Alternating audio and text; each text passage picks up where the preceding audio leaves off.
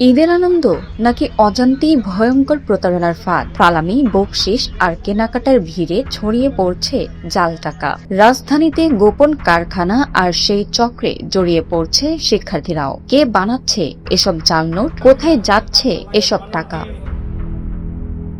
ঈদ মানে বাড়তি কেনাকাটা, কোটি কোটি টাকার লেনদেন, আর সেই সুযোগটাই কাজে লাগায় জাল নোট চক্র। ব্যস্ততার এই মৌসুমে আসল নকল যাচাইয়ের সময় থাকে না অনেকেরই, ফলে অজান্তে সাধারণ মানুষের হাতে পৌঁছে যায় জাল টাকা।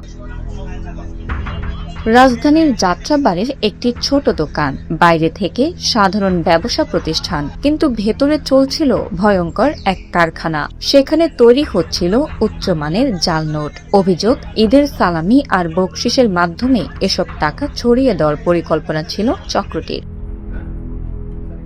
গোপন সংবাদের ভিত্তিতে অভিযান চালিয়ে আটক করা হয় নটর ডেম কলেজের বিবিএ প্রথম বর্ষের শিক্ষার্থী নিশাদ হোসেনকে। তার দেওয়া তথ্যের ভিত্তিতে কমলাপুর এলাকায় অভিযান চালিয়ে গ্রেফতার করা হয় মূল কারিগর কামরুল ইসলামকে।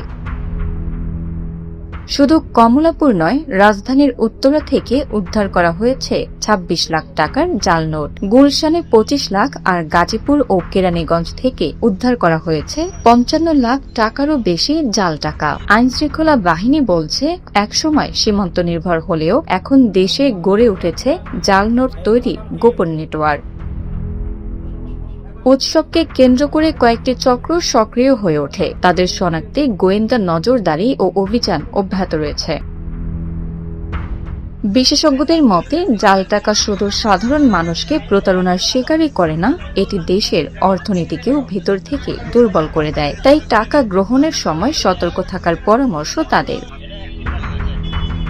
বিশেষজ্ঞদের পরামর্শ, টাকা হাতে নিয়েই যাচাই করুন নিরাপত্তা সুতা, জলছাপ ও রঙের পরিবর্তন। সন্দেহজনক নোট পেলে দ্রুত আইনশৃঙ্খলা বাহিনীকে জানান। একটি জাল নোট মুহূর্তেই কেড়ে নিতে পারে আপনার কষ্টার্জিত অর্থ। তাই উৎসবের আনন্দে থাকুন সতর্ক, কারণ অসতর্কতার সুযোগেই ছড়িয়ে পড়ে জাল টাকার অদৃশ্য ফাঁদ। Bangla affairs news desk.